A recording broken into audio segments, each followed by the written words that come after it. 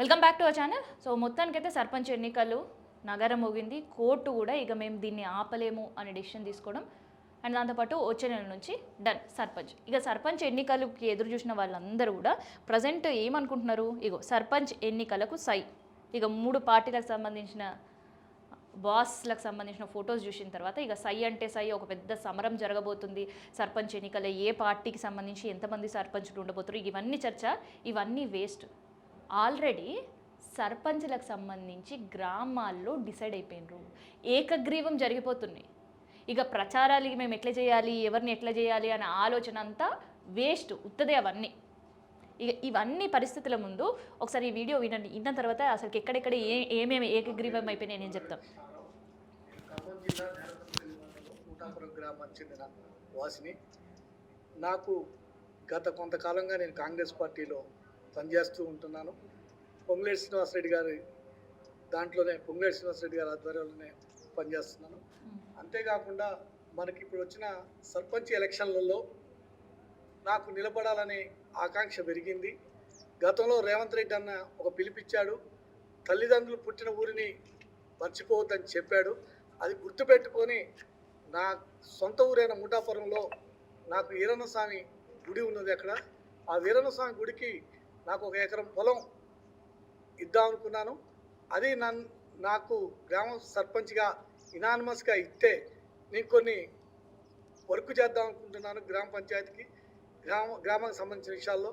అంతేకాకుండా గ్రామంలో పూర్తిగా ఎన్ని వందలు 2 లక్షలకు ఒక సంవత్సరానికి వచ్చి 2 లక్షలు అవుతుంది మా ఊరు ఇంటి పన్నులు వసూలు. ఆ 2 లక్షలు కూడా నేనే బరాయించి, నేను ఒక సామాన్య కుటుంబంలో పుట్టి నేను ఎక్కడెక్కడో రియల్ ఎస్టేటు ఇంకేదో వ్యాపారాలు చేసుకొని ఈ స్థాయికి వచ్చాను.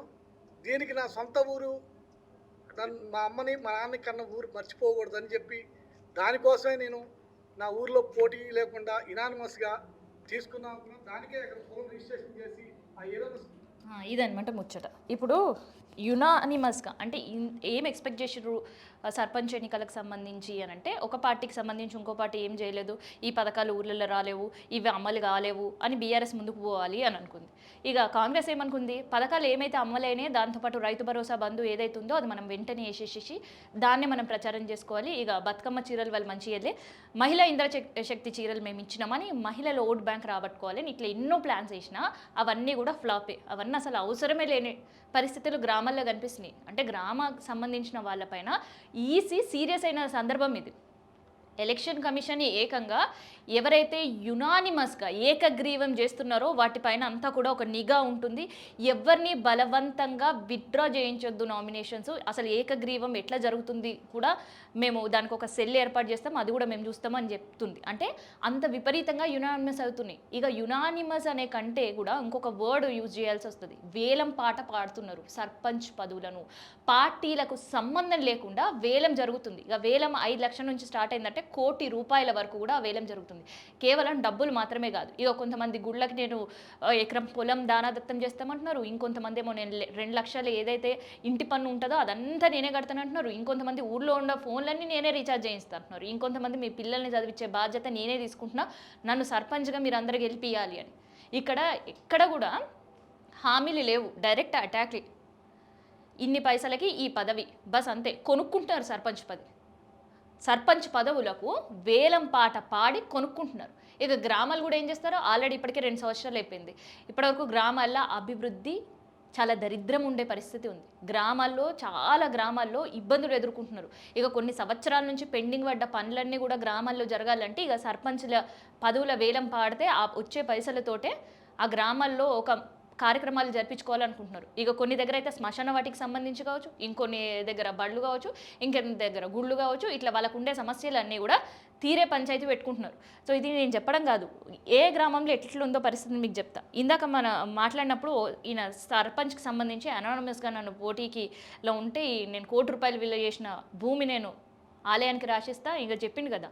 సో ఇవన్నీ కూడా నమ్మి చాలామంది తీర్మానాలు కూడా చేసుకున్న సందర్భంగా అనిపిస్తుంది. ఇంకొకటి చాలా కాస్ట్లీయెస్ట్, ఏకంగా ₹1 కోటి నగదు కూడా మహబూబ్ నగర్ టంకాల గ్రామానికి సంబంధించిన సర్పంచ్గా ఏకగ్రీవం కావడానికి ఆయన కుదుర్చుకున్న ఒప్పందం. ఇక గ్రామం వాళ్ళు ఆ సర్పంచ్కి పెట్టిన రేట్ అని చెప్తాను నేనైతే. అక్కడ ఉండే హనుమంతుడి గుడి ఆయనకు కలిసి వచ్చింది. సంవత్సరాల నుంచి పెండింగ్ ఉంది. ఏ ఎమ్మెల్యేకి చెప్పినా పట్టించుకోవట్లేదు. అందుకని అట్లీస్ట్ సర్పంచ్ పదవినైనా కొనుక్కుంటే ఆ గ్రామంలో ఉండే అభివృద్ధి జరుగుతుందని డెసిషన్ తీసుకున్నారేమో నాకైతే తెలియదు. కానీ మొత్తానికి చాలా హై రేటు పలికింది వేలం అని అంటే ₹1,00,00,000 వేలం. అదే ఇప్పుడు అదే సోషల్ మీడియాలో చాలా వైరల్ అవుతున్న సందర్భం కనిపిస్తుంది. అండ్ దాంతోపాటు గద్వాల్ కొండపల్లిలో కూడా ₹54 లక్షల పలికింది సర్పంచ్ పదవి. ఇదంతా వేలమే. అండ్ వికారాబాద్ జిల్లా హనుమంతగౌడ్ గ్రామానికి సంబంధించి సర్పంచ్ ఎన్నికలు ఇక దాదాపు ఏకగ్రీవం అయిపోయిన పరిస్థితి. ఎందుకంటే ఇక్కడ మొత్తం ఆ గ్రామాల్లో చూస్తే ఎస్టీ కుటుంబ సభ్యులు రెండే కుటుంబాలు ఉన్నాయి. సో సర్పంచ్కి ఆయనకే అండ్ వార్డ్ మెంబర్ కూడా వాళ్ళ ఫ్యామిలీకి సంబంధించిన వాళ్ళకే వస్తుంది. ఇక ఇక్కడ పోటీ లేదు. సో ఇక తెలిసిందే కదా, ఏకగ్రీవం అయిన పరిస్థితి. అంటే ఖమ్మం జిల్లా నేలకొండపల్లి మండలంలో ముఠాపురం గ్రామానికి కృష్ణరావు ఈయన కూడా సర్పంచ్కి సంబంధించిన పదవి కొనుక్కుంటూ అయిపోయింది. అండ్ నిర్మల్ జిల్లా వస్తాపూరు, ఆదిలాబాద్ జిల్లాలో వాల్గొండ గ్రామం ఇక్కడ కూడా ఏకగ్రీవం అయిపోయినాయి. సిరిసిల్ల జిల్లా రుద్రాంగి మండలం రూపాల్ నాయక్ తండా ఇక్కడ కూడా ఏకగ్రీవం అయిపోయిన పరిస్థితి. ఇంద్రవెల్లి మండలం తేజ్పూర్ గ్రామ పంచాయతీ, సాలెగూడ, మోహన్గూడ, తేజ్పూర్, దోబిగూడ గ్రామాల్లో కథం ఏకగ్రీవం అయిపోయినాయి. ఇక పార్టీల ప్రచారాలు ఇట్లుంటాయి. ప్రచారాల్లో ఒకరినొకరు తిట్టుకుంటారు. ఇక పదవులు చూసి అంటే ప్రచారాలు చూసే ఓట్లేస్తారు. మా సర్పంచ్ని మేము గెలిపించుకుంటాం, లేదు మా సర్పంచ్ని మేము గెలిపించుకుంటాం, ఇట్లా ప్రణాళికలు వేస్తున్నారు కదా అన్ని. సో అవన్నీ కూడా గ్రామస్తులు అట్టర్ ఫ్లాప్ చేస్తున్నారు. సో వీళ్ళ పథకాలు ప్రచారాలు కాదు, గ్రామ అభివృద్ధిని నమ్ముకోవాలంటే ఏం చేయాలంటే పాపం వాళ్ళని కూడా తప్పుపట్టే పరిస్థితి లేదు. అంటే గ్రామాల్లో ఉండే సమస్యలు అంత తీవ్రంగా ఉన్నాయి. అందుకని వాళ్ళు ఏ పార్టీని నమ్మకుండా, సర్పంచులను కూడా నమ్మకుండా, ఆ పదవులను ఆ వేలంలో ఎవరైతే ఉండే డిమాండ్స్ పెట్టి వాటికి అయ్యే ఖర్చు పెట్టి ఎవరు దీన్ని భరిస్తే వాళ్ళే సర్పంచ్ అనే పరిస్థితి గ్రామాలు ఉన్నాయి. సో ఇట్లా దాదాపుగా 40% గ్రామాల్లో గ్రామ పంచాయతీల్లో ఏకగ్రీవం అయ్యే పరిస్థితి కనిపిస్తుంది వచ్చే నెల ఎలక్షన్స్ వరకు. చూడాలి ఇక ఎన్ని ఏకగ్రీవం అయితే ఇక ఎలక్షన్ కమిషన్ ఎన్ని గ్రామాల్లో సర్పంచ్ ఎన్నికలు నిర్వహిస్తుందని. ఆల్రెడీ నామినేషన్ ప్రక్రియ స్టార్ట్ అవుతుంది, కానీ గ్రామాల్లో మాత్రం వేలం ప్రక్రియ ఎప్పుడో ప్రారంభం అయిపోయింది.